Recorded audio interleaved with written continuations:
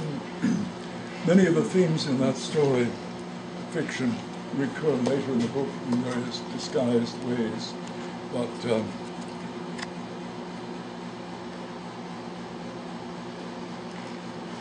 don't have a watch. Will you guide me?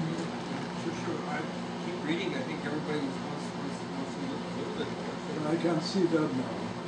I mean, I can see you sort of. Yeah, sure. You do something dramatic. I will.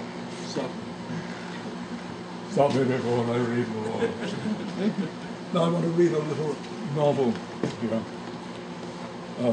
It's not too long. It's 30-some chapters. It's called Trigonometry, or the autopsychography of my life. The reader is urged to regard with welcoming alertness, welcoming any images of whatever sort may happen to arise in mind as the following chapter headings are read. Such images are the actual substance of the narrative proposed, and the text's only purpose is to solicit their arousal in the reader's mind.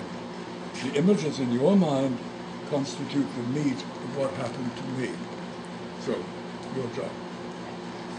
Chapter 1, Before I Was Young.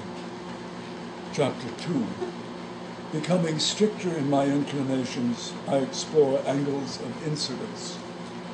Chapter 3, I reflect on the sweet flavor of haversines while remembering the clarinet. 4, Theory of functions. 5, I discover that my handwriting is not harmonious with the scientific outlook, so resolved to take up Antarctic exploration. Chapter 6, At the Mountains of Madness. Chapter 7, 6 months at the court of the Penguin King. Chapter 8, Flightless Philosophies. Chapter 9, Home Again, Oil Shale, Investment Strategy. Chapter 10, Wedding Bells, Mayflies, June Bugs, Why Julia? Chapter 11, The Brand of Meleager Kindled anew. Chapter 12, Scordatura, We Take Up Chamber Music at Home, Smetana versus Brahms. Chapter 13, Julia's Pretty Ways, She Forgives Me. Chapter 14, First Lesions. Chapter 15, Leprosy Detected. Chapter 16, Voluntary Exile of the Isle of Tortoises. Chapter 17, Offshore Oil, School for Workmen, First Newspaper. Chapter 18, Wealth and Knighthood, Kneeling Gratefully Before a Grateful Sovereign. Chapter 19, End of Adolescence. Chapter 20, No More Violins, Cured. Chapter 21, Odysseus in Search of His Son. Chapter 22, I Meet Claire, the Lure of Chastity. Chapter 23, The Stone She Gave Me Glows with a Strange Light, the Assay. Chapter 24, What the Critics Had to Say. Chapter 25, A Duel Declined, Honorary Doctorate, Conversation in a Churchyard. Chapter 26, I Stand for Public Office, Scandal. Chapter 27, First Term in Congress, the School Lunch Bill. Chapter 28, Julia Returns, Claire and Julia, the Mountain Lodge, They Tame an Eagle. Chapter 29, Pregnant, but who? Chapter 30, Death of the Pope, Sudden Summons, White Smoke. Chapter 31, Among the Alps, My First Rest Cure, Dr. Sombroso. Chapter 32, Julian, I Try My Hand at Architecture. Chapter 33, The Cathedral at Zug, a letter from my great-great-great-grandfather is discovered. My true name. Chapter 34, The Limestone Quarry, The Wrong Elderberry, Second Rest Cure. Chapter 35, The Tower Raised, Consecration. Chapter 36, I Flee Europe. Chapter 37, Election of One's Sepulchre, Taking the Cowl. Chapter 38, Revulsion, revisiting my childhood home at Saline Bay. Despair. Chapter 39, elective surgery. Chapter 40, hydrangeas on the hillsides, grown by a horse. Chapter 41, around the world on the contrapuntos, while I still can. Chapter 42, I resigned from my several offices and resolved to write the story of my life, learning to write. Chapter 43, an excursus on Nietzsche. Chapter 44, I take leave of the patient reader. So that's a novel for you to read. I delight, what happens here is a trick I stole with subtle daring from the wonderful poet Paul Violi, who wrote a book in the form of an index to a book. The notion so appealed to me that I thought, why not do the beginning of the book instead?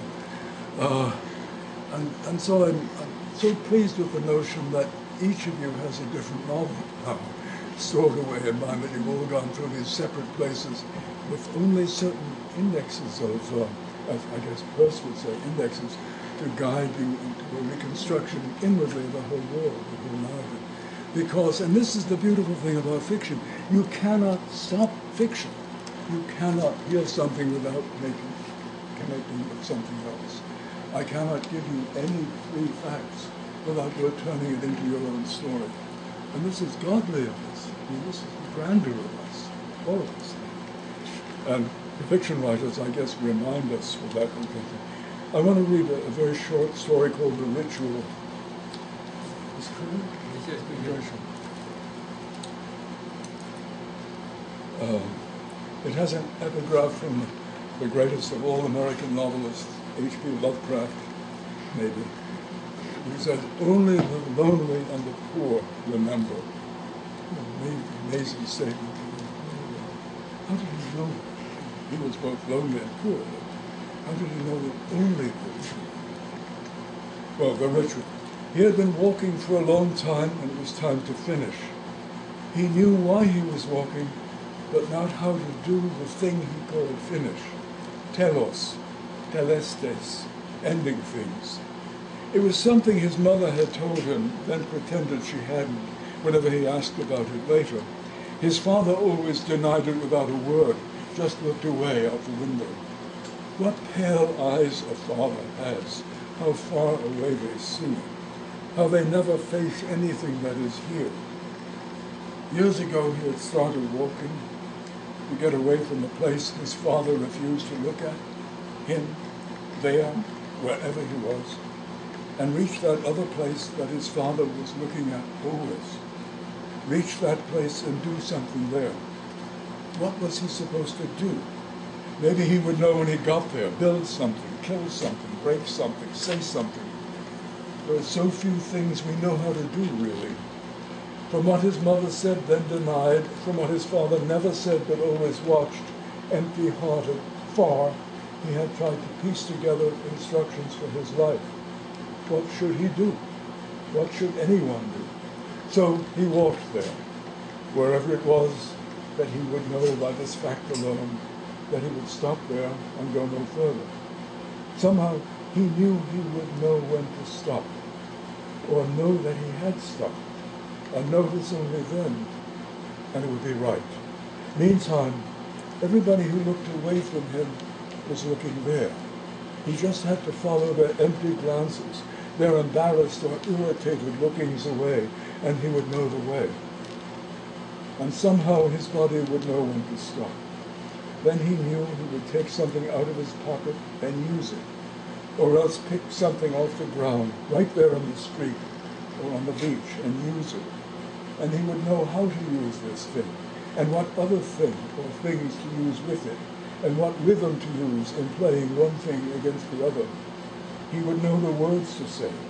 He is sure that at that moment he will listen to the inside of his head and hear some words, and all he'll have to do is say them out loud, and it will be done.